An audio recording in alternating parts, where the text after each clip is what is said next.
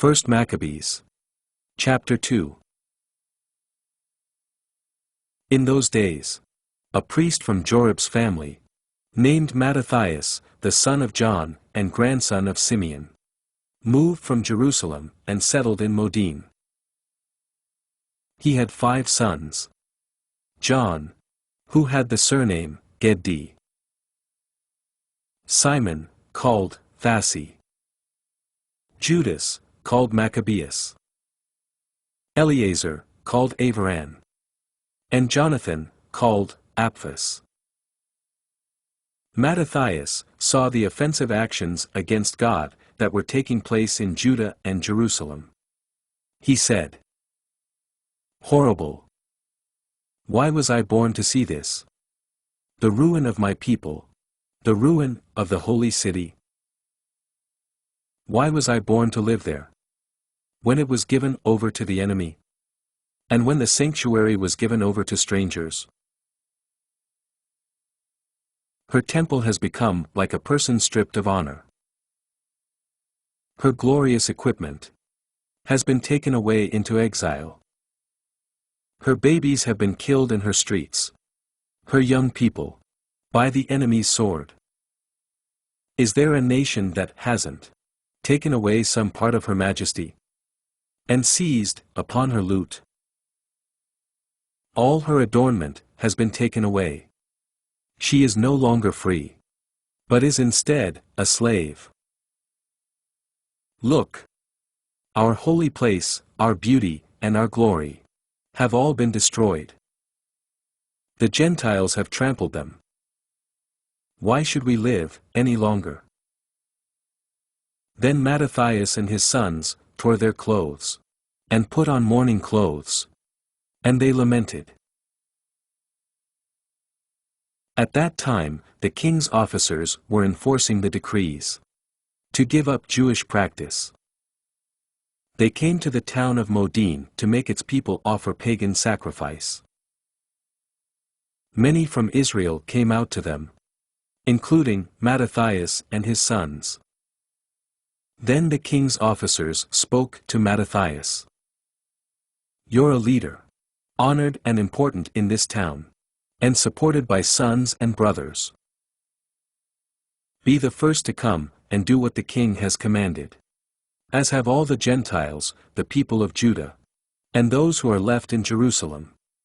Then you and your sons will be counted among the king's closest political advisors. You and your sons will be honored with silver, gold, and many gifts." But Mattathias answered loudly, "Even if all the nations that live under the king's rule obey him, and have chosen to follow his orders, departing from their ancestral religion, my sons and brothers and I will continue to live according to our ancestors' covenant. We will never abandon the law and its commands. We won't obey the king's orders by turning aside from our religion to either the right or the left." When he finished speaking, a Jew came forward, in plain sight, to offer sacrifice on the altar in Modin, in keeping with the king's command. When Mattathias saw this action, he burned with zeal, and his spirit was stirred up. He gave way to his righteous anger, and he ran over and killed the man on the altar. He also killed the king's officer, who was overseeing the sacrifice at that time, and he tore down the altar. He burned with zeal for the law, just like Phinehas did against Zimri, Saleu's son. Then Mattathias shouted loudly in the town, "Everyone who is zealous for the law and supports the covenant should come with me." So he and his sons fled to the hills, and left behind all that they had in the town. At that time, many who sought righteousness and justice went to live in the desert. They were there with their sons, their wives, and their livestock, because troubles pressed heavily on them. The king's officers and the troops in Jerusalem David's city, learned that those who had rejected the king's command had gone down to hiding places in the wilderness. Many pursued and overtook them.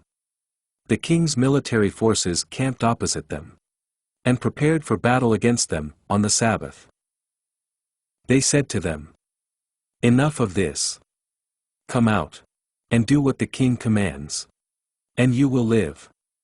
But the Israelites replied, "We won't come out, and we won't do what the king commands and so violate the Sabbath."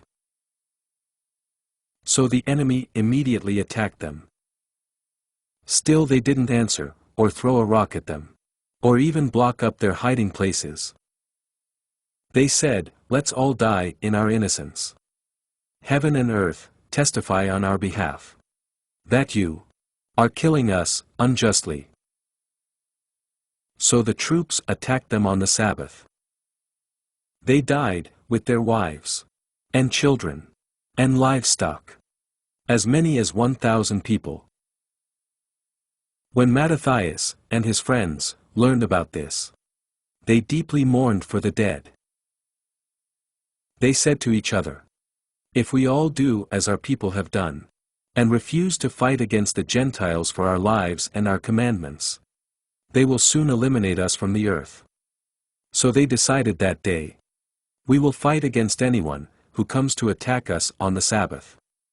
Let's not all die, as our people did, in their hiding places."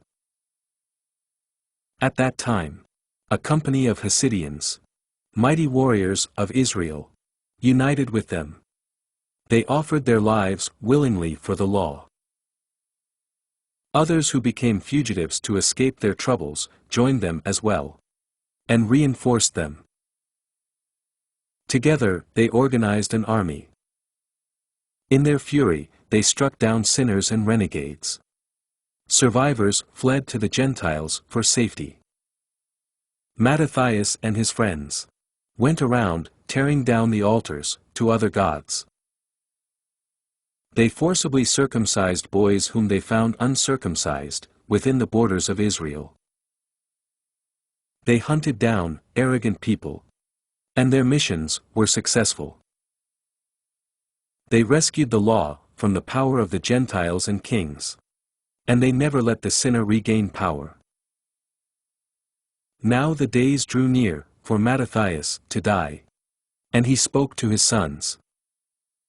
Arrogance and contempt are present everywhere.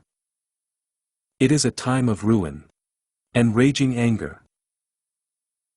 Now, my children, demonstrate zeal for the law, and give your lives for our ancestors' covenant.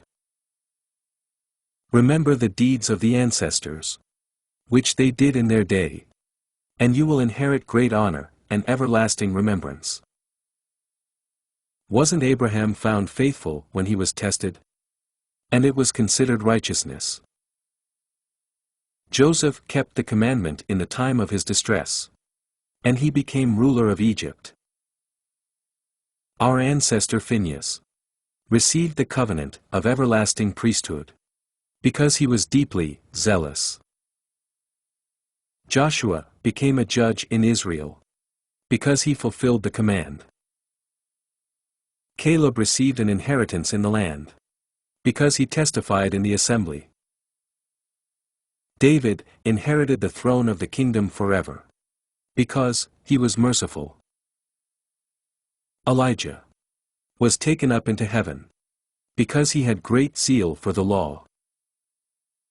Hananiah, Azariah, and Mishael believed, and were rescued from the flame. Daniel was delivered from the lions' mouths, because of his innocence.